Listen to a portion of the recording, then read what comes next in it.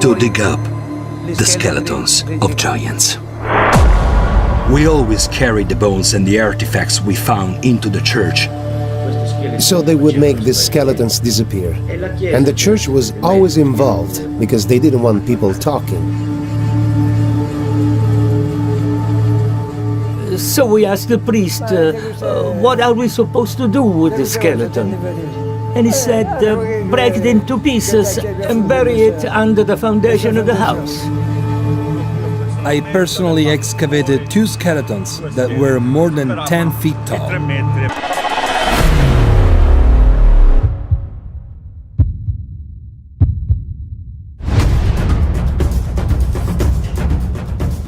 A portal opened, a doorway, and the giants came up out of the earth.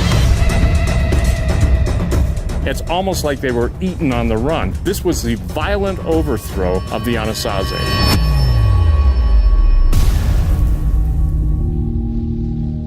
Tens of thousands of artifacts were carted off to the Smithsonian's repositories, including the bones of the giants.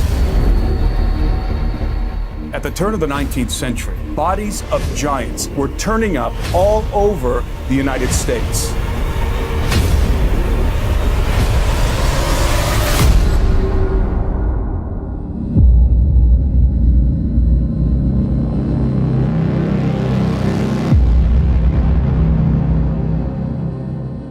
All over the island of Sardinia, there are massive stone sepulchres famed since time immemorial as tombs of the giants.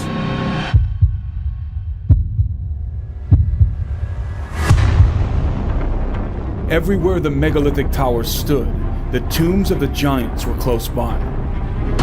There may be tens of thousands of giants still buried in the soils of Sardinia today.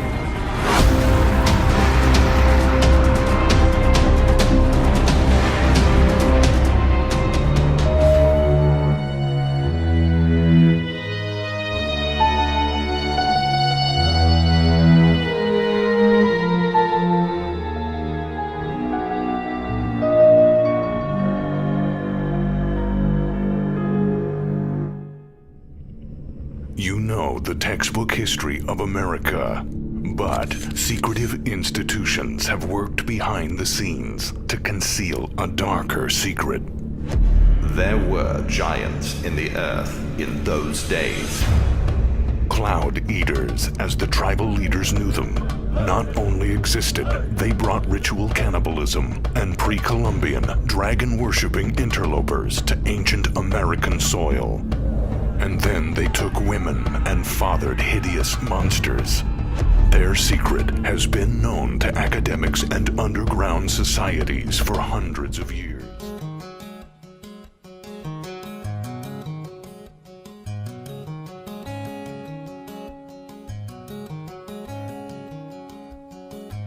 I was very young when I visited the Grand Canyon for my very first time on a family vacation, and it was an extraordinary experience for me.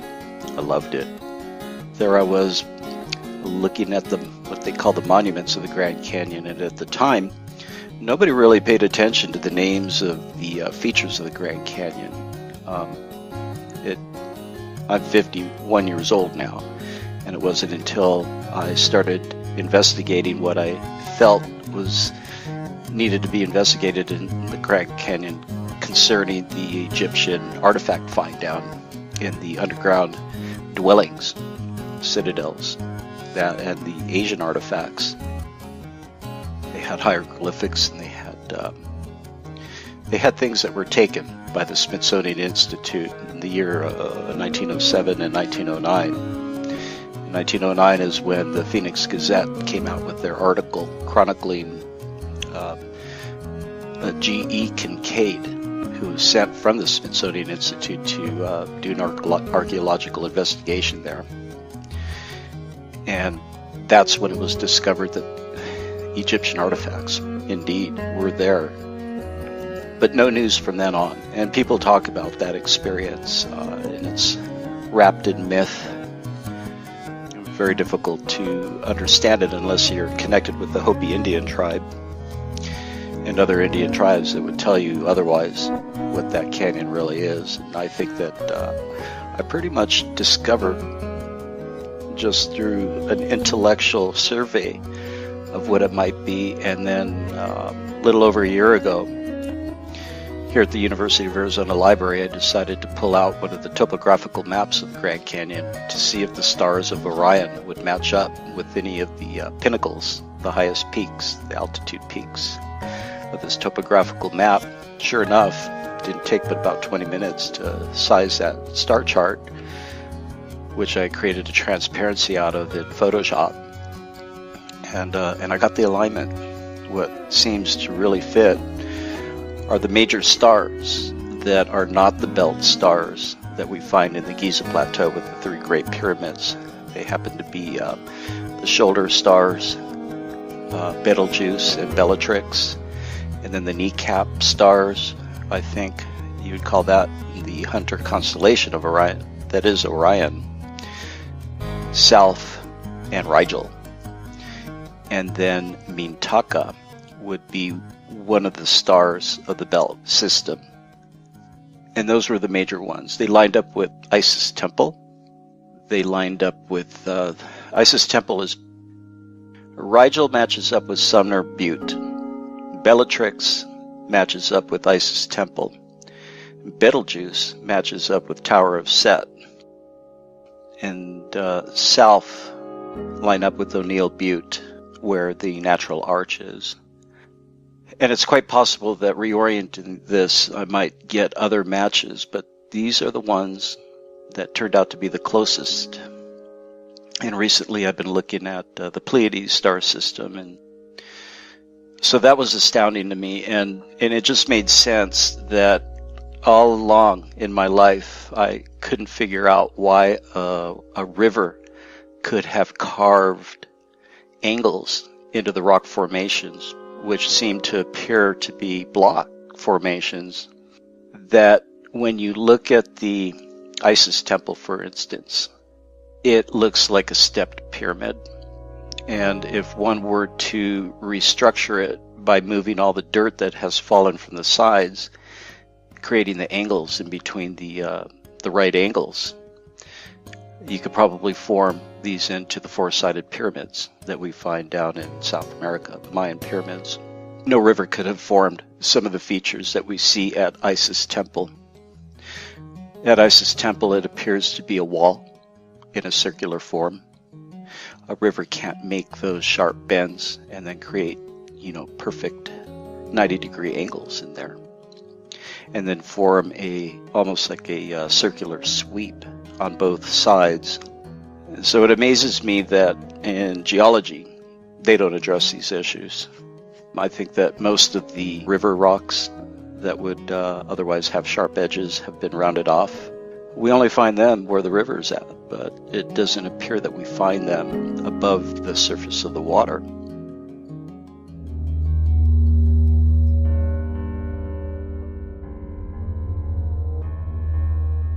This shows you where most of them come from, where the reports come from. We've actually got over 1,000 reports now from all over just North America, within the North American continent, not going into Canada or Mexico, just in North America. You can clearly see where they congregate heavily is in Ohio and Pennsylvania. This is the whole Ohio Valley mound culture area, which is somewhere I've explored at length a couple of years ago, and I was exploring with Ross Hamilton and others. And even up in New England, where there's many megalithic sites, up in this area here, we find hundreds of megalithic structures, dolmens, chambers, standing stones, even stone circles. And here we have over 100,000 recorded earthworks and mounds have been recorded in North America, mainly along this area of the Mississippi, spreading east and west. But also we find mounds all down here, and even on Catalina Island over here, and even on the very east coast of New England, up in Maine, where you get these very, very ancient stone mounds going back to 7,000 or 8,000 years. So on either side of the country, there have been archaeological discoveries going back to 7,000 to 8,000 years old, which is much older than the official dating of the mound culture peoples. These are just some examples here. We've got so many, I just threw a random selection in really. but just to give you, some examples of differences and correspondences here. This is from Kern County, California. Workmen in the new area in Jeffersonville exhumed 12 feet from the surface a part of the skeleton of a giant who was 12 feet high. Here we have in Oakland, California, we're starting on the west side, that the skeleton is that of a man at least 8 feet tall. Here, this is in Oregon, the skull, jawbone, thigh and other parts of the largest skeleton indicated a man of my mind at least 8 feet high. The bones were uncovered fully 20 feet below the surface, suggesting extreme antiquity. Again, in this area in the desert around Los Angeles, California, of relics of an ancient civilization whose men were 8 to 9 feet tall in the Colorado desert near the Arizona-Nevada-California border. These giants are clothed in garments consisting of a medium-length jacket and trouser extending slightly below the knees. Very cool. The texture of the material is said to resemble grey dried sheepskin, but obviously it was taken from an animal unknown today. Again, this just shows you the kind of technology that they were kind of working with. This is an example. This is actually from Catalina Island, where they've actually found hundreds of giant skeletons. And recently, a researcher there, when they were cleaning the whole area of this guy called Gideon's museum, they found this whole box of lost reports, records, and recollections and photos. And this is one of the ones that popped out of it. And it's been kind of very heavily suppressed, the whole Catalina Island discovery. Basically, they believe there was a stone circle on Catalina Island off the coast of California. They found evidence of ritual, stoneworking, advanced technology. They were a fair-skinned, blonde and red-haired race that existed there at least, some people say 4,000 or 5,000 years ago. This is one example here. One of the skulls measured 26.5 inches around, and the body bones with it indicated that the men were fully 7 feet in height. There were much larger ones found there as well. This just gives you one example. Getting back to some footprints, these are the very controversial Paluxy footprints from Texas. The unusual thing about these ones is that they are right next to dinosaur footprints. These are very, very long. You can see the length of them, they're a couple of feet long, no pun intended. But the dinosaur footprint's right next to it. I don't know why they're going in different directions, but they are. And these were found on a whole layer of bedrock that kind of got covered up over different epochs. Still in that general area, we go to Nevada, and the famous Lovelock Caves, mummies and skeletons that have been discovered. They were said to be a legendary tribe of red-haired cannibalistic giants. That is going to scare you if you meet a bunch of them, isn't it? But you can see the size of them. You can see the jaw size on the top right there compared to a normal jaw. And on the bottom right, this is one of their sandals that they even wore. That was managed to survive many thousands of years. The whole story goes that they were actually the Paiute oral history, who were the Native American tribe of that area, were terrorized by these red-haired cannibalistic giants, and even they would be eaten by them. If there wasn't enough food to go around, the giants would just turn up at the places these Native Americans were staying and just go and grab them and eat them. It's pretty scary. You know, that size jaw coming after you, it would be pretty scary. And so what they did is that the Paiute all got together, and when all the giants, they chased all the giants into Lovelock Caves. Just going back, over several hundred years, because as the legend states, they actually hid them in it and then made a massive fire at the entrance of the cave and killed them all, smoked them all out, and took out this whole race of giants who lived in the Nevada area. Some of them that didn't get burnt were actually mummified, actually very, very sophisticated mummified remains, and they all had red and blonde hair again and this pale skin, suggesting a much earlier prehistoric race of unknown origin existed in that area. This actually shows you a rare photo on the left there of one of the skulls that have now been removed from display. In most other museums you get that. This is partly to do with the NAGPRA Act, the Native American Graves Repatriation Act. I think that's the right order of words, I'm not sure. On the bottom right there you can see the powerful jaws that would have munched on humans. And here, in just not too far from there in Utah, more red-haired and wavy-haired, a white race in America, thousands of years old. These were, years before the Indians or the Cliff Dwellers, it states. This one on the left here is actually from San Diego. It was actually discovered in San Diego. It's, I think, 10 feet high.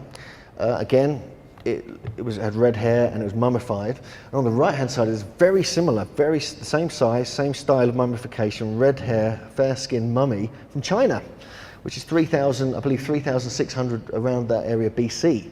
So we're finding correspondences all over the world. This is just nicely placed bones here, to go for the skull and crossbones look. These were found actually in New Jersey, in Tuckerton. One of the skeletons measured over 7 feet and was that of a veritable giant. And he was actually killed by some blunt weapon. And on the right-hand side here, this is Pleasantville, New Jersey, I think, or Baltimore. They run in size from a small child to several of 7 feet in height, and one, supposed to be an old medicine man, must have been at least 8 feet in height.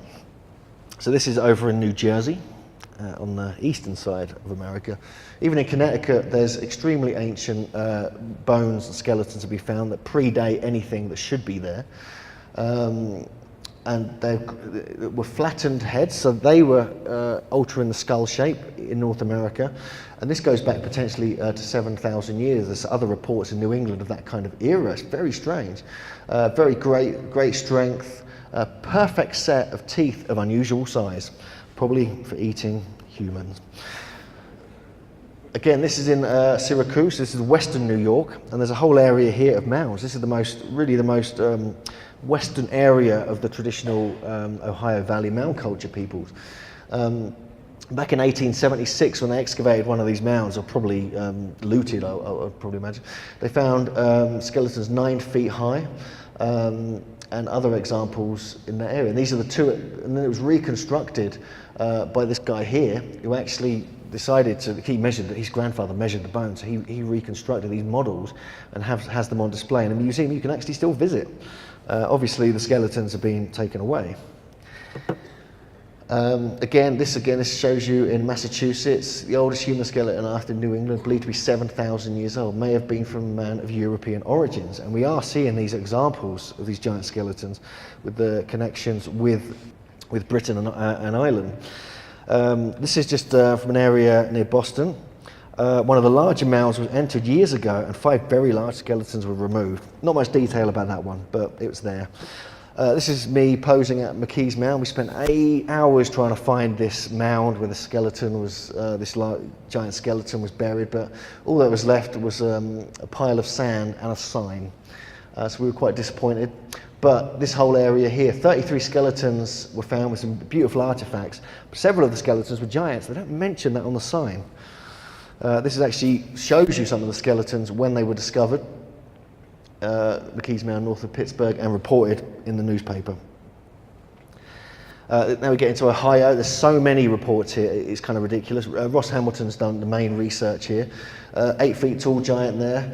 Another one on the right, a man must have been at least 11 feet high. This is actually up in Michigan.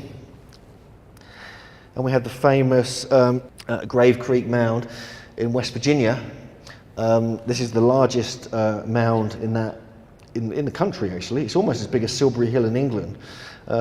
70 feet tall, a diameter of 295 feet, 60,000 tons of earth and rock were used to make this. And there was the first excavation was there in 1838 that yielded 2 large skeletons, one female and one male. The female one was said to be of European origin. She shows you some pictures of it here and the map of the area showing some of the geodetic connections between lots of the stone towers, mounds and earthworks around that whole area. Fascinating place. It's also where they found the Grave Creek tablet, which is very unusual inscriptions which they suggest were Punic or European on this tablet. So it does give some credence to the European female skeleton being found there.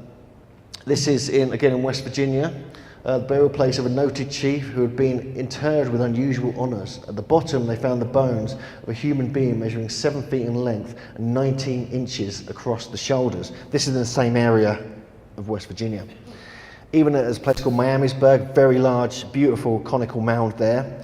There's a whole story associated with this, but I'll just summarise that they found 2 skeletons, one in the mound and another in this stone coffin, which is about 9 feet long. That was got discovered because a tree got blown over in a storm. Even at Serpent Mound, which is really the sort of omphale of Ohio, the whole Ohio Valley culture. This is the best example of a serpent mound. There are others. This is the one that survived being partly reconstructed, but it just shows you very high level of sophistication. Each of the curves in it give very clear evidence of astronomical alignments. This is all on this high bluff here. Ross Hamilton has decoded this very brilliantly, and there's strange similarities to Glastonbury Tor. This is actually a photo, this is actually a postcard you could buy about 80 years ago of a giant skeleton that was discovered in one of the mounds surrounding the Serpent Mound. From there, which is his knee, it's been cut off at the knee, to his top of his head was 7 foot. So with the shin and a foot on it as well, it probably would have been over 8 feet tall. So even at famous sites like Serpent Mound, we do find these kinds of examples. This is Ross Hamilton on the bottom right here. And this is my friend John, who's wearing a fantastic t-shirt. This is actually a large monolith here, which is very similar shape actually to the one that has fallen down the eastern slope of Adam's Calendar here in South Africa. This is the sort of top part of the ridge where Serpent Mound's on behind it. This is the stone here. And this, we believe, was actually in this part here, the middle of the egg, which is sort of being held in the mouth. Well, we believe it's an egg. And it would have acted as some kind of lightning conductor. And this is the only known megalith of that whole area in Ohio. Many native tribes around the world, many of the indigenous peoples around the world have the very same traditions in terms of, for example, many of them believe that giants are buried under the hills and mounds. Mm-hmm. And they venerate the giants as ancestors, mm-hmm. progenitors, the sons of the gods. Mm-hmm. This is really interesting to me because in the research I've done for my recent book, The Great Inception, I found that there's a particular group of people from the ancient Near East, one of the tribes, one of the people groups that the Israelites had to push out of the Holy Land, who did the same thing. In fact, scholars within the last 30 years just translated a tablet from ancient Syria that was an invocation of the spirits of the Rephaim and a council of the Datanu, and a scholar has shown that word Datanu is actually the root word for the Greek Titans. Yes, so that's right.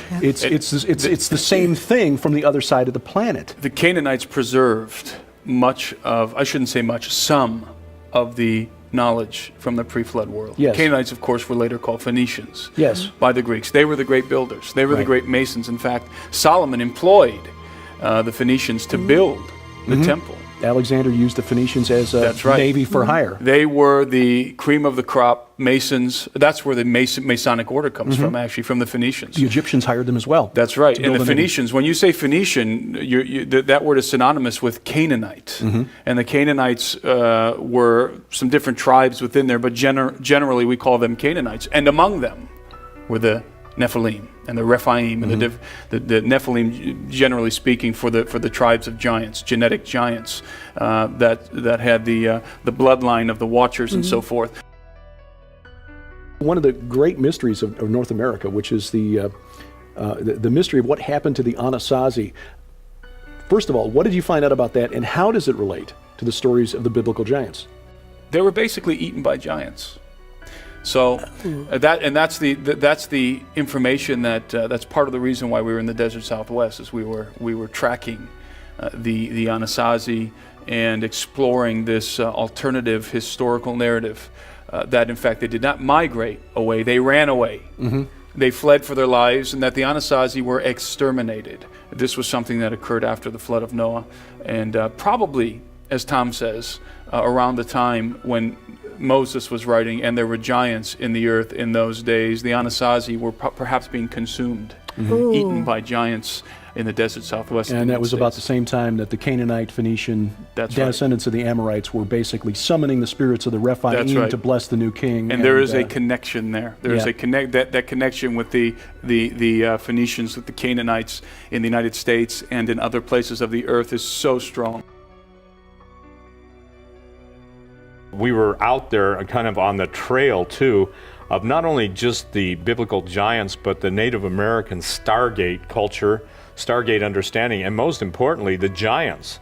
And the fascinating thing to us is that as we tracked the giants, their culture, their civilization, their eating habits, they were cannibals. You know, unfortunately, the Jolly Green Giant is not what we're talking about. We met with different Native American elders, and we got a picture that was unusual. Now, they told us they know where the giant bones are, and they wouldn't let us see the giant bones, yet they would talk about the giant society that the, if you will, the medicine men get together and they open up portals, okay? Now, they maintain their opening up portals in our day and age, and that literally the giants tell them what's coming on the scene. In other words, the giants that are somehow held back are giving them information, and these are the people in the giant society that are absolutely as serious as you could even imagine that the giants are going to return soon. Now, that goes along with in our second DVD, True Legends, the series, we're the Unholy Sea. We actually have the pilot on record as flying a dead giant out of Bagram Air Force Base. Fast forward, he contacted me, I forget what year it was, but fast forward to just a couple years ago, and the same pilot that flew the dead giant out of Afghanistan was in a bar, I believe it was in New Mexico, and one of those beer bars. And the deal is that a Native American came over to him and basically started to speak to him and sang some sort of a, I guess you'd say a tune or something, a chant or whatever it was. And Alan said that the Native American made the statement to him, "You have seen giants. The giants are coming back." Alan had never seen the guy before in his life and never encountered it. It kind of blew his mind because he said one of his friends went over and sat in the other part of the restaurant bar and just went kind of like, you know, woo-woo on him. But when we're talking about this, we're not only after the bones, Derek, you know. Basically, Tim and I are on not only the trail of the giants, but we're going after the live ones also. Tim's experience in South America and the travels that he's done, the idea is this: the giants have been kept from contemporary history, relegated to fable and myth in order to take away from not only their significance but the reality, in order to bring them back at a given point in history.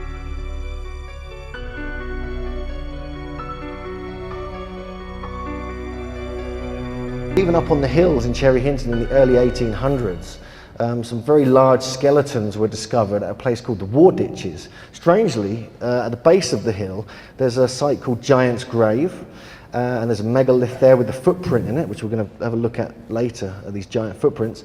But also, there's legends of giants up on the hills there, and this is right on literally on the hill that my school was on. So I was quite intrigued that even in your local vicinity, you actually find records, if you know where to look, of these strange giant skeletons. And even the pub that's right at the base of the hill is called the Robin Hood and Little John pub. Little John was known as a giant himself. Throughout the world, there's different cultures going back into different parts of history and prehistory that depict giants, not only in the rock carving that you can see here, but in their legends and their stories, and in the folklore. And sometimes the way they're described, it seems very matter of fact. It's not just stories. For example, there's a whole story in Glastonbury, where I currently live in England, at the Abbey there, back in the 1100s.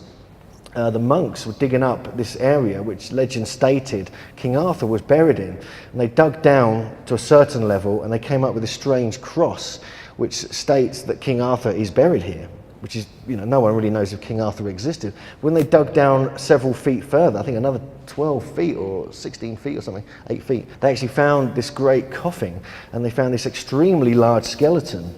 And it was described, and it was also double checked by several people, it was described as absolutely gigantic. It appeared to be much taller than an average man, and the space between the eye sockets was as wide as the palm of a man's hand. Apparently this famous king was truly larger than life. So this is just, again, in where I currently live now, in Glastonbury. No one there really knows about this. There's another King Arthur connection here, this time in the Wye Valley. And around 1700, the skeleton of a giant stature was discovered, again with a name relating to King Arthur. There's lots of places that don't relate to King Arthur in England, obviously, one or two. But I'm just going to run through some examples of some reports that myself and Jim uncovered over the last year. You find them in local history books, records of villages and towns, and often in foreign newspapers. Often you don't find the original reports in the English newspaper records anymore. So you have to look abroad and you find references to the English discoveries. This is just one, a very large sized man, and the teeth were perfect. This is something we'll come on to shortly, because even in North America and in different parts of the world, somehow they had amazing teeth.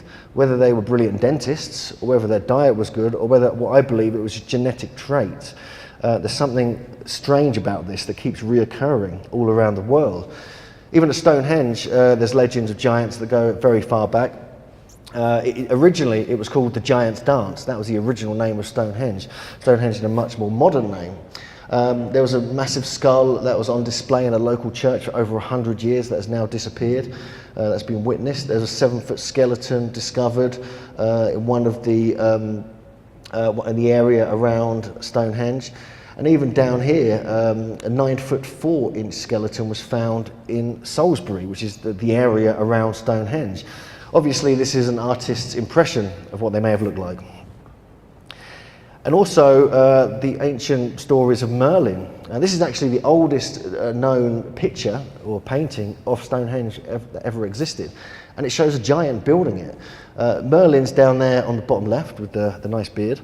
And he was said to have summoned giants from Ireland to bring the stones over and to construct Stonehenge itself. And so this was part of the history of the kings of Britain.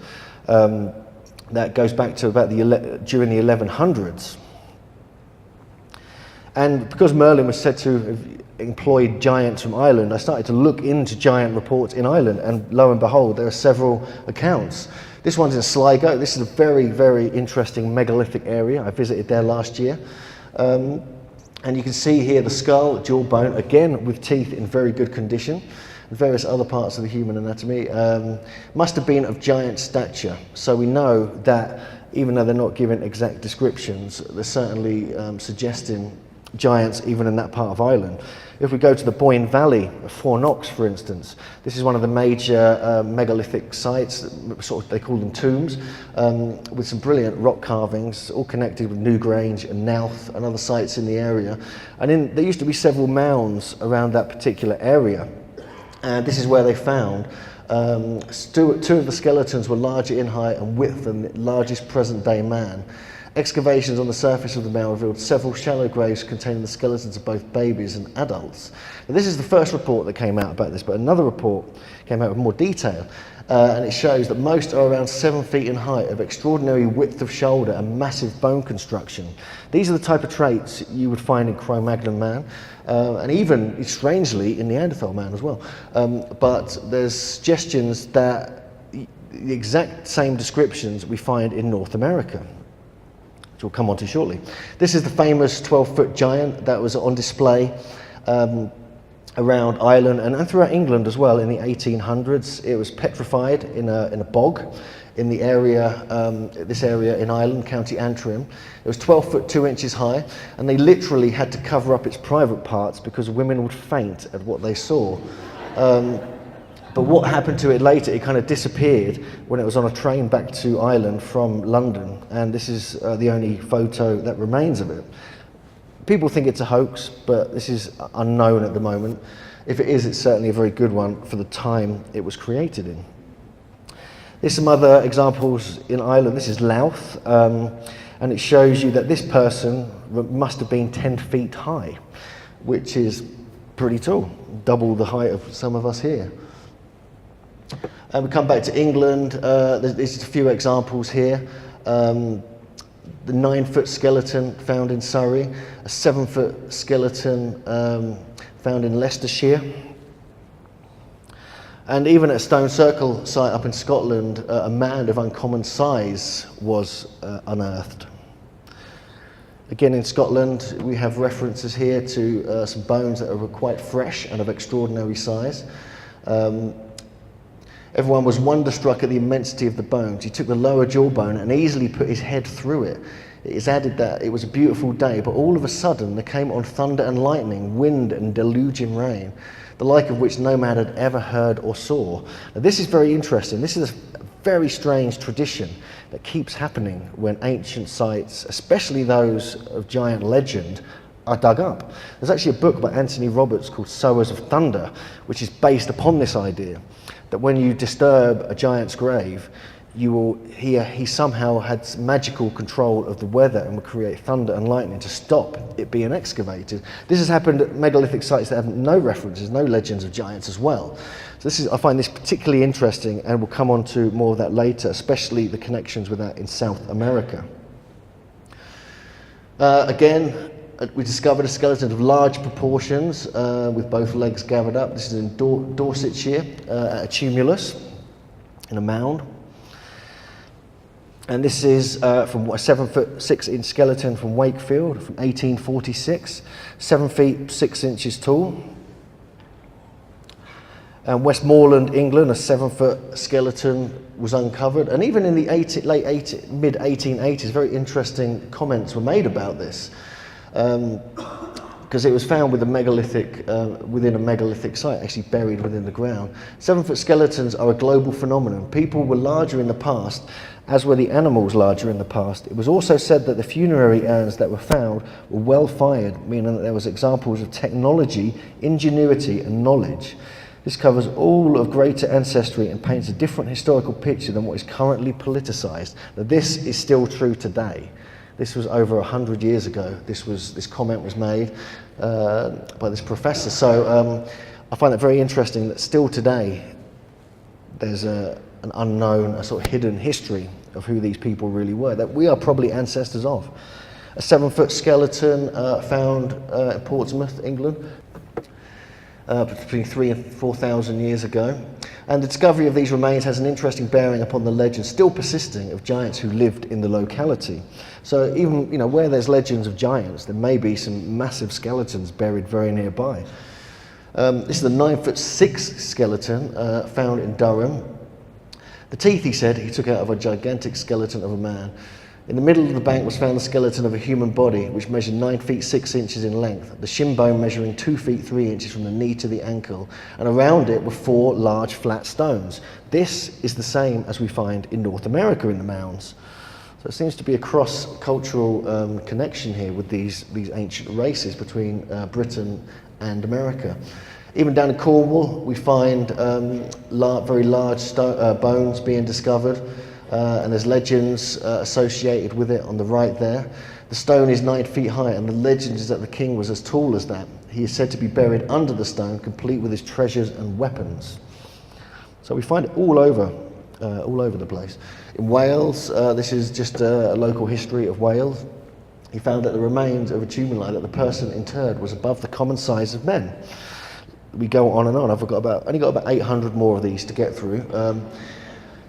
And in North Wales, in the Great Orme mines in North Wales, which date to around 3,500 years ago, more than 2,500 hammers were discovered, which were of immense size, 3 times the size pretty much, and they realised that a person had to be 12 to 18 foot tall to be able to wield them and use them. So archaeologists will argue that they're ceremonial hammers, but why on earth would you need 2,500 of them?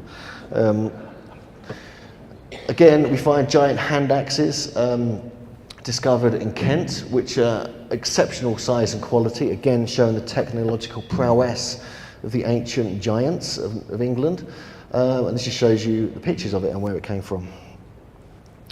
At Sheringham in Norfolk, we find a similar description here, where more hand axes were discovered. This is the original newspaper report. no adequate explanation of the purpose which the gigantic size of the Sheringham axe could serve has been offered. Well, I offer it was a massive, tall giant. Again, this is in Bedfordshire, not far from where I was brought up in Cambridgeshire.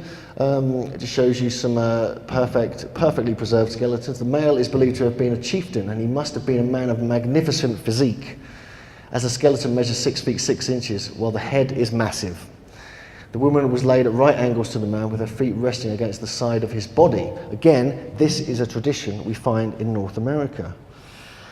These are the very interesting reports here from the Keswick area and the famous Keswick skull. The giant skull, from the measurements of the giant skull at the Museum of Keswick, Cumberland County, the stature of the giant must have been in excess of 10 feet, or about the height of the Philistine Goliath. Another example in the same area that was discovered in the 1660s, a very extraordinary and prodigious sized giant was discovered. The length of the thigh bone was nearly 6 feet, and the skull, teeth and other parts proportionately monstrous, so that the length of the whole body was computed at 21 feet tall.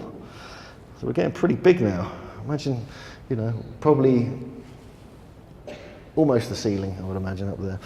And there are references which a lot of archaeologists claim is that many of the giants that are discovered in Britain and Europe are actually Saxon giants, because they were quite a large statured race. But some of these are obviously much, much older, whereas this one is an actual Saxon discovery. And even on the continent, we find, even in tumuli, that the bones of enormous size, double the ordinary in fact, were found in a tumulus. So we find this even going onto the continent now. And Italy as well, there's several reports here of a race of giants. Archaeologists found the skeletons of a woman 7 feet tall in an 11th century grave, which is quite interesting because it's fairly modern. And Turin, 7 of the skeletons indicated that the men were 7 feet tall of an African race, going back hundreds if not thousands of years. And Sicily, this is a very strange story. I'll just read you the important parts here. Where they kind of fell through this chasm and actually found this temple with hieroglyphs and preserved giant skeletons. And even in the general area, more were discovered. He was informed that some human skeletons of vast size had been dug from the ground about 3 miles distant from where they made this discovery. Captain Allen placed the bones of the most perfect skeleton in their proper position and found that the skeleton to be 11 feet and 4 inches in length, Italian measure, which is equal to about 10.5 feet English. This just shows you the woodcut that was that accompanied the report. And in France, it's just several reports here. I've just highlighted some of the important aspects of the reports here. These are all genuine newspaper reports, and you can find these yourself online if you know where to look. 14 men on the bottom left here, 14 men of gigantic size were revealed. In each case, the heads were of great size with huge jaw bones, which is unusual to find these. We keep finding these anomalies. In the middle at the top, skeletons of giant warriors uncovered in France. At the bottom there, belonging to a race of men between 10 and 15 feet in height. And then on the right, 8 7-foot skeletons were brought to light beneath a huge monolith weighing more than 4 tons, not too far from Paris. So we're finding references all over France, again connected with the megalithic sites. Even in Greenland, we find examples. These strange people, said Captain Jensen, represented the Eskimos of tradition, almost legendary tribe of giants. They were 7, 8, and even 9 feet tall. On Tenerife, we find other reports here. On Tenerife, you find these very interesting stone-built pyramids, these black basalt pyramids on certain parts of the island that were investigated by Thor Heyerdahl some time ago. What they discovered were of tall stature with proportionate limbs. There were giants among them of incredible size, and that it may not appear fabulous, I will not repeat what is said on the subject. Of one, it is generally said as a verified and ascertained fact that he was 14 foot high and had 80 teeth in his mouth. We'll see more examples of this. He's probably referring to double rows of teeth, which is a trait we do find, especially in North America, but in other parts of the world. And even near Ankara in Turkey, in the Hittite region, there's a report that goes back to 1933. The coffin and skeleton of a Hittite princess of the mysterious race that ruled Anatolia 5,000 years ago The skeleton of a guard who was 7 feet 1 inches tall are the sensational finds of Turkish archaeologists digging at this town south of Ankara. Now, this is just a couple of hours away from this incredible polygonal wall site of Alacahoyuk and also Hattusa, which are well worth a visit. And whilst we're in Turkey, there's even suggestions that very large bones and skeletons were found in southeast Turkey. I put a picture of Göbekli Tepe on the left just to tantalize you. There is no direct connection between these bones that were discovered and Göbekli Tepe, but there is in this picture. In the 50s, when they were digging roads for in the Euphrates Valley, this is a reconstruction of some of the bones that were recorded and measured. And they guessed and estimated them to be 14 to 16 feet tall. Which is pretty tall when you think about it. And there are many in that whole area. This is the kind of the ancient biblical area. There are many reports actually in the Bible of giants. Here's just some examples here. I'm not going to read all of these out to you, but I'll just leave that up there. But just an example, there were giants in the earth in those days, the classic analysis there. And there we saw the giants, the sons of Anak. And different other reports. I'll leave that up just for a moment, just to give you some examples of that, because this is something that has sort of baffled scholars for many years. Biblical scholars, Christian O'Brien analysed this, and a brilliant researcher called Patrick Cook. He's passed away now, but I highly recommend you look at his work, because he was a biblical scholar, and he was very interested in UFOs and giants and unusual accounts in the Bible. And these are some of the examples that he collected. So I just want to make a reference to Patrick there. But it just shows you that even in the Bible we find these reports.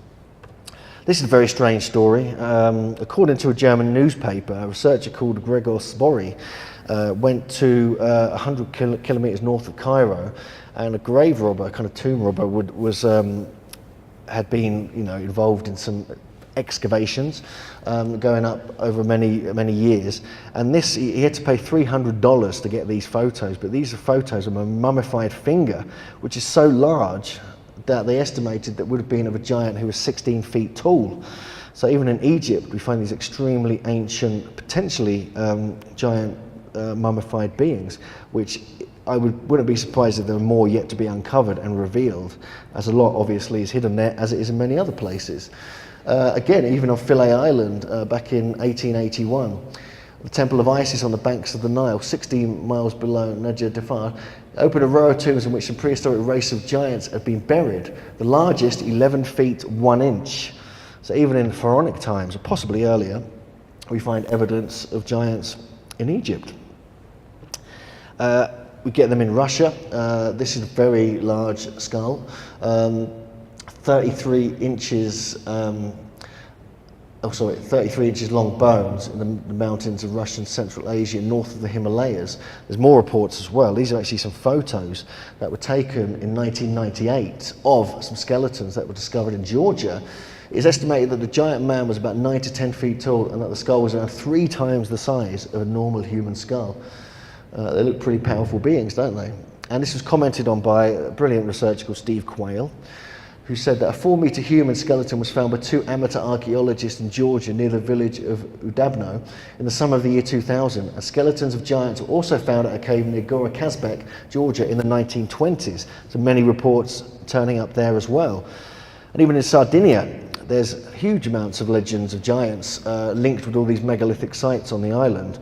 There was a recent TV program in England as well about this, which kind of surprised me. But it's just one example here, one of the archaeological reports that got commented on in the newspaper. The 2 skeletons, both intact and surrounded by weapons, furnishings and vases, were more than 8 feet tall. However, there are records of much taller ones in that part of the world. Sardinians are descended directly from the giants, from the Canaanite giants. That either came before or during the conquest of Canaan by the Israelites under Moses and Joshua. There was a pillar that was reportedly found, and I forgot who wrote this down, but one of the Greek historians, if it was Hesiod or Herodotus, but there was a pillar that was found in the Mediterranean, reportedly put up by a group that said, "We fled from before the face of Joshua the robber." That's right. Joshua the robber, son of Nun. Yeah, and what I found in the research for my book was that the Amorites, who were driven out of Canaan by the Israelites, believed, apparently, that they were descended from the Titans. That's right.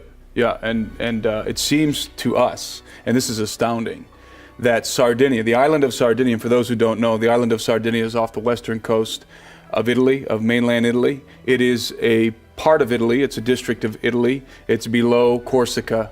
And the island of Sardinia seems to be ground zero for those giants, for the Canaanite giants, that they came and they came together on this island. They did something very unique, the Nuragic culture. It's called the Nuragic culture in Sardinia. It's a very unique, ancient culture. Nobody really knows much about it. We believe it has Canaanite roots. We believe that the root of that culture, of the native culture of Sardinia, is the culture of the Rephaim, is the culture of the giants from Canaan. Right.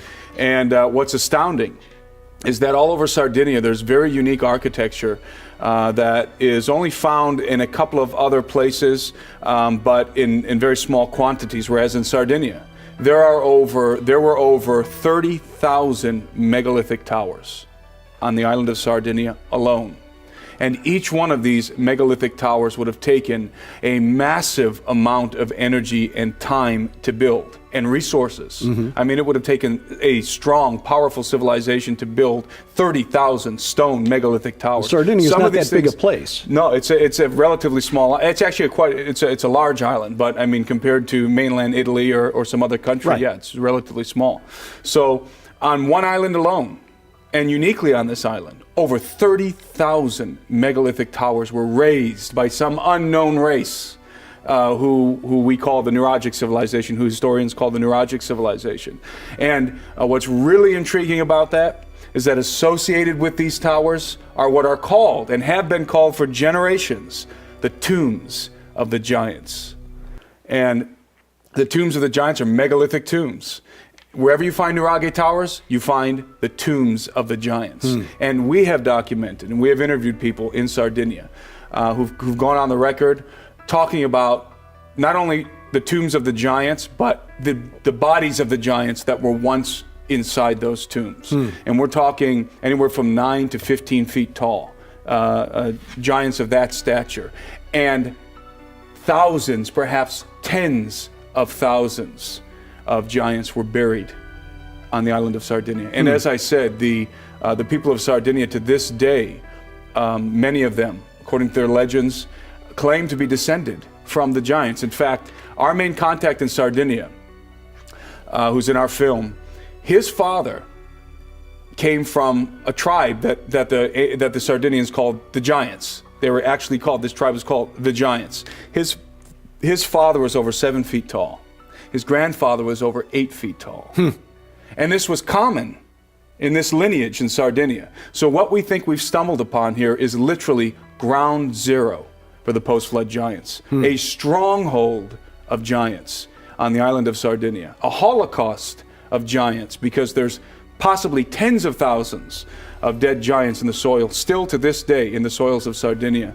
And it's really an incredible cover-up that's happened there, and it relates to what was happening in the United States in terms of the Smithsonian cover-up and the giants that were once in the United States, as you guys alluded to. The kind of cover-up that was happening in the United States in the early 1900s, and all through the 19th century, and all through the 19th century, is still happening to this day on the island of Sardinia. One of the things that we know about the giants is that the early church fathers and even the Greek historians believed that demons progressed from the spirits of those men of renown who lived prior to the flood.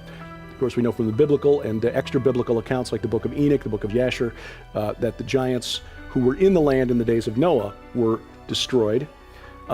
When did these giants who were buried in Sardinia die, and how much demonic activity, spiritual activity, do you find on Sardinia? Is there any link between that as a hotspot for giants and a hotspot for demonic activity? Well, it is. If you look at some of the customs of the Nuragic culture, what you discover is the rudiments of Phoenician culture, of Canaanite culture. So you have a lot of the Molech motifs all over Sardinia and their little figurines. the little statuettes that they discover all the time inside of the tombs of the giants, inside of the Nuraghe Towers. So there's a lot of, there's a very strong Sumerian Middle Eastern influence on the island, which is very strange in the Mediterranean, especially considering that the only known ziggurat ever discovered in the Mediterranean is in Sardinia. Really? So it's called Monte de Codi, and it's a ziggurat in the style of the Sumerian ziggurats and those that were found throughout the Middle East. Right, which kind of preceded they look sort of like primitive pyramids, but they are older. The ziggurats are older than the Egyptian pyramids. Yeah, this ziggurat on the island of Sardinia basically solidifies the idea that there was some kind of a Middle Eastern influence happening uniquely on the island of Sardinia. All the towers, the tombs of the giants, I think it's safe to assume, and I think people are going to be drawing the same conclusion after watching our film, that the Canaanite giants had a stronghold on the island of Sardinia.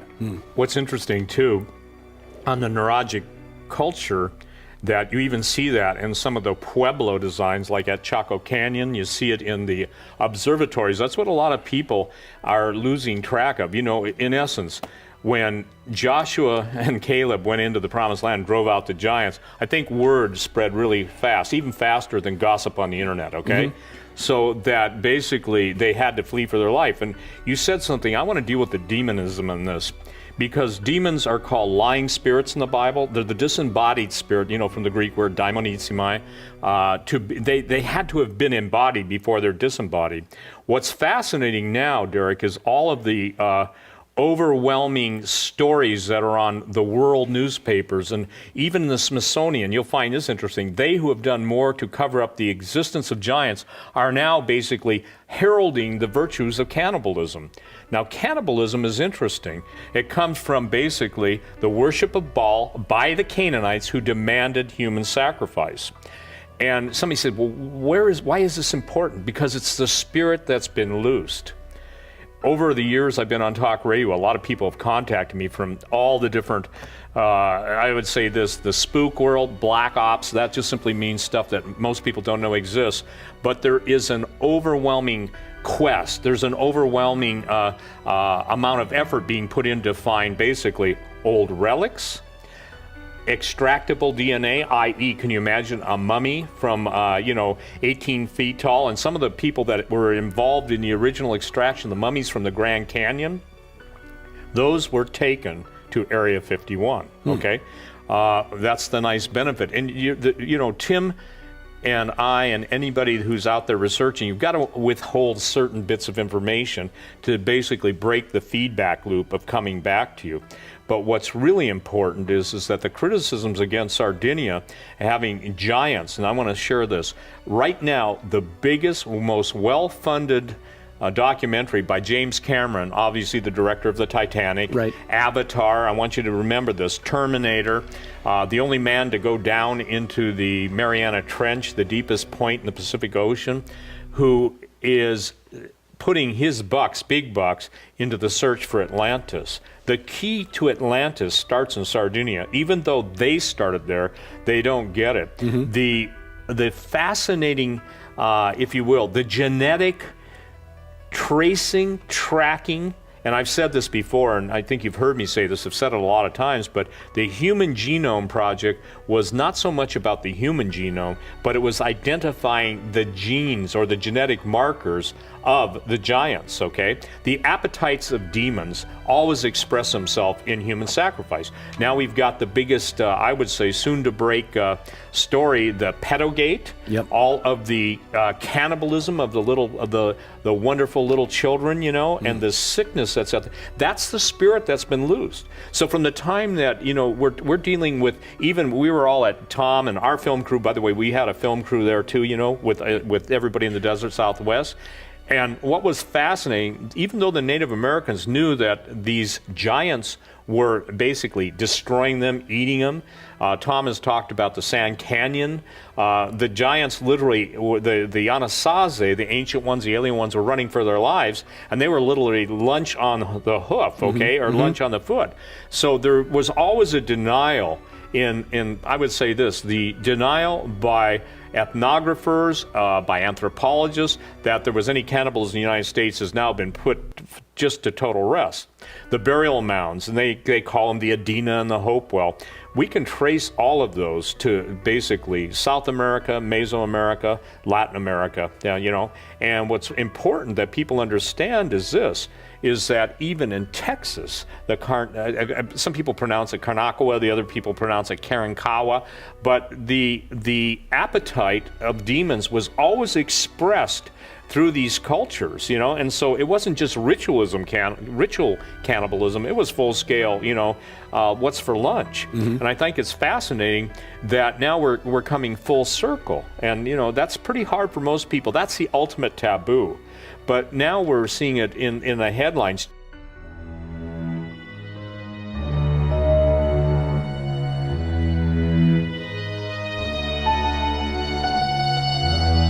Now we get onto the Smithsonian files. This is where it all gets a bit sinister, shall we say. Because the problem in America is when you're trying to research this particular subject is the lack of bones. Simple as that. Where are the bones? Everyone keeps asking us that. So me and Jim and Ross are actually on a mission to try and find some of these bones and skeletons and teeth, and we're hoping some are going to come forth. But in hundreds of the reports, literally hundreds of the reports, it ends by saying the bones have been taken away by the Smithsonian for further investigation. And they never get heard of again. A few years later, when the farmers with the land, they discovered it, and they go back there to try and find them, no, we have no record of that. There's even receipts of them paying for skeletons, like $500 receipts and things like this. Disappeared, everything. They've all been disappeared, the whole lot. So this is the first level of kind of cover-up conspiracy when the Smithsonian got involved. And they got so involved, it got to a point where they were, as soon as there was any reports, they employed about 200 people to go out to mound sites, to go out and find any reports and to get all the skeletons, to disappear them as quickly as possible. A couple of reports here. It just shows you, here actually mentions his name, which is quite unusual to find that, but his name is in the same headline as a giant human skull that was discovered, which really annoyed him, I think, at the time, because he wanted to kind of keep it quiet. Here's one here, bones of abnormal size. Two of the largest bones, and the only two perfect ones we found, were a thigh bone and a jawbone. Each stood 6 feet, and if we measured the thigh bone correctly, it was about 2 inches longer than ours. My friend, with a full face full of whiskers, could slip the jawbone off and on quite easily. Thighs and skulls sent Smithsonian. Never heard from again. Another example here. This is actually from a private local history. Some years ago when Ben Smith found some years ago when the Colonel Ben Smith mound was opened by Professor Norris of the Smithsonian, he found the skeleton of a giant which measures 7 feet 8 inches in length. Also, a stone axe was discovered, which was huge. Again, we have the Smithsonian involved here. This is the time when they were starting really in full flow of going to all the different sites to make sure they recovered the bones and disappeared them. Because not only did it go against evolution, it went against their racist agenda. Some other examples here. A representative of the Smithsonian Institution has been here investigating the curious relics. And this one was 14 feet high. No wonder they were interested. Nashville, Tennessee, the almost perfectly formed skeleton of an Indian 7 feet tall was unearthed here today. Again, efforts will be made to have a representative of the Smithsonian make a complete investigation of the site, never to be heard from again. More examples here, 7 foot tall skeletons, again, Smithsonian getting involved. Again here, this is quite an interesting one actually, a 10 foot skeleton discovered, but what's weird about this one, it's talking about technology. As corroborative proof, the members now was between the rusty and time-worn barrel of what appears to be an ancient gun weighing between 25 and 30 pounds, resembling a flintlock rifle. This, they said, was picked up beside the skeleton. These bones will be taken out of the cave at the earliest possible date and carefully packed and forwarded to the Smithsonian Institution. Yay! God, okay, more examples here. Giants, Smithsonian, there you go. This is the last slide of the Smithsonian, but we've got like probably 130, maybe 150 reports that end with the Smithsonian. No, maybe, I think it might be 250 in fact. So it's just a few examples here. And these were mostly found in lakes, but in mounds, but often they were actually found just when digging deep at the foundations of houses, not just mounds. The jaw and teeth are unusually large. The bones have been sent to the Smithsonian Institution for further investigation. Smithsonian Institution determined age of skeleton found in Ohio. La-di-da. Okay, so we're getting a picture here. And the problem is when you actually go to the Smithsonian and you ask them, can I see the 100 giant skeletons you've hidden? They go, no, don't know anything about them. You can show them every single report there is. No, nothing. You can't break through it. It's a really tough nut to break. So we're trying to work out different ways to get in there. We have found evidence and are continuing to find evidence that giants, for example, let's deal with Peru, a place in specific Peru. We know for a fact that the chroniclers of Peru recorded that the bodies and bones of giants were discovered. Unequivocally were discovered, and these aren't mastodons and giant sloths. These are gigantic humanoid entities with humanoid skulls and fingers and toes, wearing jewelry. And dinosaurs don't wear jewelry. So, and many of these discoveries were of bodies that were in excess of 15 feet. So 15 plus feet tall.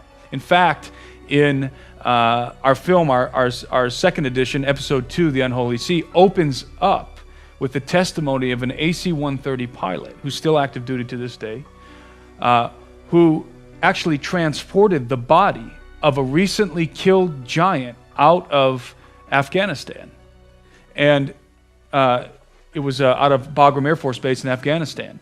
And he saw the body, he touched it, he pounded his fist on it. He saw the fingers and the toes and the feet that were wrapped in canvas. And he was met there, by the way, when he pulled in with his AC-130. It was a routine mission for him. He didn't know what he was picking up. But as soon as he pulled in and got out of his aircraft, he was met by what he described to us as the babysitters. And these were military individuals who were accompanying the body of the dead giant. And they informed him immediately, no pictures, you can't record any information, no making notes about this. This is extremely top secret. And they accompanied the body of the giant all the way to its final destination. And having watched True Legends, and by the way, you'll be amazed, having watched it, we're talking giant here. We're not talking about somebody 8 feet tall. This giant, he was estimated to be around 12 feet tall. Now, there's other sources out there that are corroborating this story.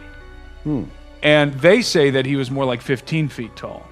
The guy we interview, our pilot, says he was at least 10 to 12 feet tall, maybe larger, but we know exactly how much he weighed because they weighed him. Of course. They weighed him before they inserted the pallet that he was laying on, before they inserted it into the cargo bed of the AC-130, and he weighed at least 1,000 pounds. That's how much this guy weighed. So, yeah, this isn't just a big guy. This is a monster. Now, let's suppose, and I have no problem believing this, that this is a true story. Maybe there are others out there in very, very isolated locations. Where in the world do they come from? Well, the Bible says where they came from.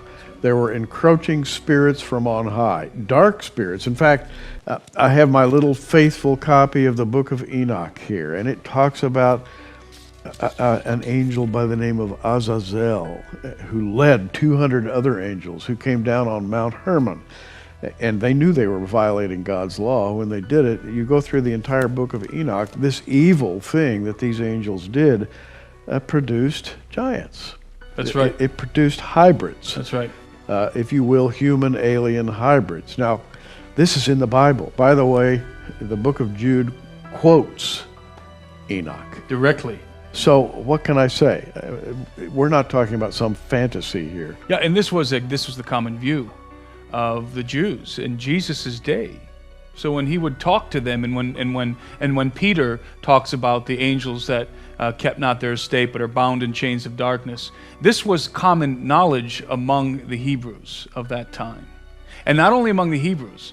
Every major ancient civilization has a similar narrative of the gods, these entities, these beings descending from heaven and commingling with the human race, taking from among the children of men the daughters of men wives and copulating with them and producing, as a result, offspring that were not fully human and were not fully of the gods. These were the demigods, and in many cases giants, but not just giants, all kinds of beasts and creatures, illicit creatures. These were creatures that came into existence that were not sanctioned by God. They were not sanctioned to exist, so they were wholly evil. And we see these things in rock carvings. We see chimeras, half one animal, half another.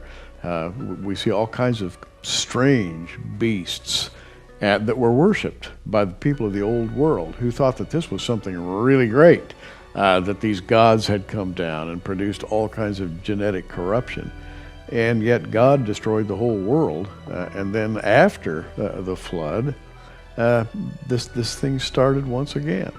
And you have evidence that, in fact, you've gone to some amazing places to find evidence that there were giants with high technology of some sort, who lived, 3,000 years ago, and were building things that are still extant today. Right. And not only giants, but who knows what kind of entities were involved. Many people are familiar with the elongated skull phenomenon. Right. And we deal with that in our film as well. So there's any number of situations that are plausible regarding the building of the megaliths. But this is a fact. They were built in the world before the flood of Noah. These are not edifices that were raised by the Inca, by Bronze Age civilizations. The Inca in Peru, the Incan Empire, are credited with the megaliths in Peru, and some of the most amazing and massive megaliths on the earth are attributed to a Bronze Age level civilization that wasn't even in possession of the wheel. And you're talking about people taking copper tools and maybe stone hammers, or maybe copper hammers, and chiseling andesite and granite, very, very hard rock, and making huge edifices. Impossible, can't be done. These things have stones of the most unusual size and shape. How much do they weigh? Well, they weigh hundreds of tons, and these are polygonal stones. In other words, they are multi-shaped and they're randomly shaped. They're randomly shaped in order to fit with the stones that are adjacent. So in other words, a very large block was somehow carved specifically and precisely to fit with the stones that were placed around it. We're dealing with stones that weigh hundreds of tons. So not only did they have to somehow extract these stones from the mountainside, they had to move them somehow, and then they had to carve them, lift them, set them into place with such precision that you cannot stick a blade between a lot of these mortarless joints. And that's a key, mortarless joints, because there is a technique in the old world. When I say the old world, I mean the world before the flood of Noah, the pre-flood, the antediluvian world, a technique known as Cyclopean masonry. And that's a term that comes out of mainstream archaeology, traditional archaeology. Cyclopean masonry, and the reason why they call it Cyclopean masonry, which involves the construction using very large blocks without the use of mortar, the reason why they call it Cyclopean masonry is because the Greeks attributed that kind of masonry to the offspring of the gods, which were generalized in the Cyclops. The Cyclops was an offspring of the gods, and so they called it Cyclopean masonry, because it could not have been built with human hands. It was built by the offspring of the gods. So in a way, the Greeks corroborate the Bible narrative. They do, in many ways. So you're talking about masonry, and we'll put up some shots for you to look at as we're talking here. But a place like Sacsayhuaman, if I'm pronouncing Sacsayhuaman, was just how big is it? The whole facility. This is the thing about Sacsayhuaman that many people who go and visit, even researchers, don't realize, is that what you're looking at is literally only the tip of the iceberg. What you can actually see at Sacsayhuaman for a number of reasons. Number one, because the Spaniards took apart a lot of the walls, the higher, smaller blocks, they took them apart, and they used those blocks to rebuild, to build their own, I should say, to construct their own edifices inside of the city of Cusco, within the city of Cusco. But that's known. But what's unknown is that, unknown to most, is that the vast majority of that complex is still under the ground. It's buried beneath the sediment of the mountain. In other words, when you look at Sacsayhuaman as it stands today, it's absolutely impressive. It's mind-blowing. But then to consider that you're only looking at a small portion of the entirety of the complex is absolutely mind-blowing, and it completely destroys the notion that this thing was built by a Bronze Age civilization such as the Inca. And again, they're the ones who are attributed with the building of these walls. But the Inca themselves never claimed to be the builders. And in fact, Inca lore points to giants being the builders of those walls, or demons, as the Spaniards thought. These megalithic constructions have been known for decades, and people have been visiting them. But what's happening now is there's a collective awakening happening, especially among Christians. And they're beginning to connect the dots that when the Bible talks about Genesis 6, when it talks about the sons of God coming and taking wives from the daughters of men, and then the giants that were produced as a result, that these things were literal, and that the evidence in stone and the evidence carved into the earth, as we were talking about the geoglyphs earlier, points to this very narrative. Mm-hmm.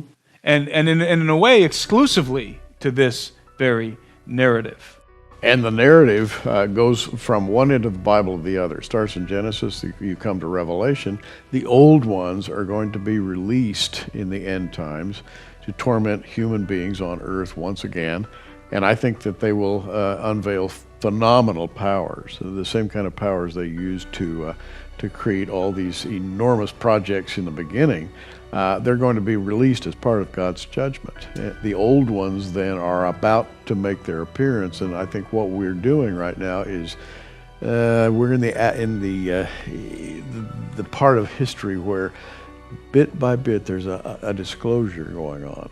There is. I think we're in the midst of what could be described as a soft disclosure. In other words, things are being leaked purposely from different institutions, from the Vatican, from also from NASA and different institutions around the earth, that are suggesting to the populace that there is something to all of this, and it's the proverbial boiling frog scenario. Yeah.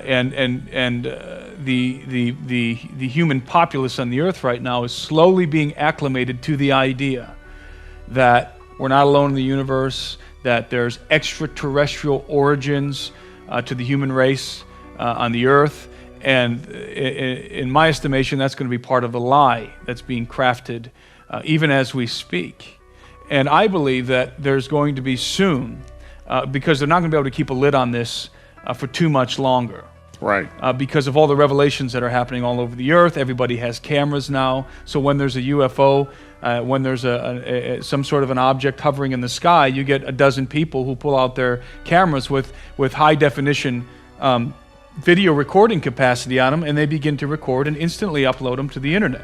That's right. So you can't hide this stuff any longer. So what do? You just come out and tell the people that this stuff is real?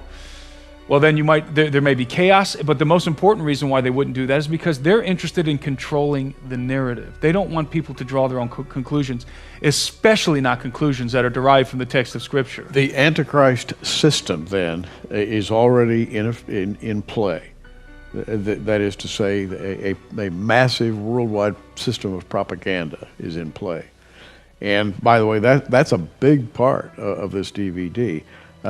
We have people on earth now who are looking, they're watching, and they believe that, in fact, they have built gigantic instruments which they believe will allow them to see the old ones returning once again.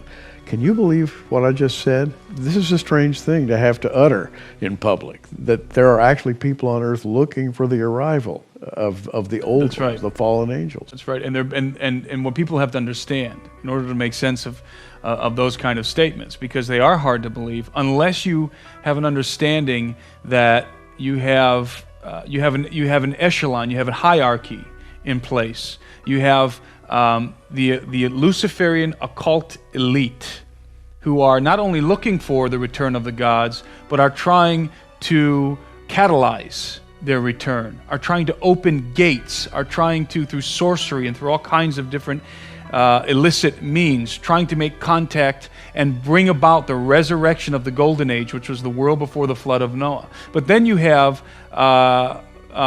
multitudes of scientific people who are involved in some of these projects. The one specifically that you are referencing is Mount Graham and the Lucifer device. You have all kinds of scientists working on with those telescopes who have no idea that the data that they're collecting is being used by that upper echelon, that occult society, the Luciferian elite, who have completely different designs for the information and the technology that's being developed. So most of the scientists working with these telescopes, or working at CERN, or working on these high-tech projects, are working on them believing that they're just advancing human knowledge, or they're trying to develop technologies that are useful to the human race, or they're trying to look for exoplanets, which is what they publicly declare about Mount Graham. They're looking for exoplanets where alien life might be possible. But I believe that, again, the occult elite, the ruling established occult Luciferian elite already know that these things exist. They're not looking for them. They're trying to bring them back. And to become part of the power that they believe will come down. In other words, it's a power grab. If we can control this, we can control the world. Well, that's the story of the Antichrist. Exactly, and that's they pledge allegiance to the prince that is to come.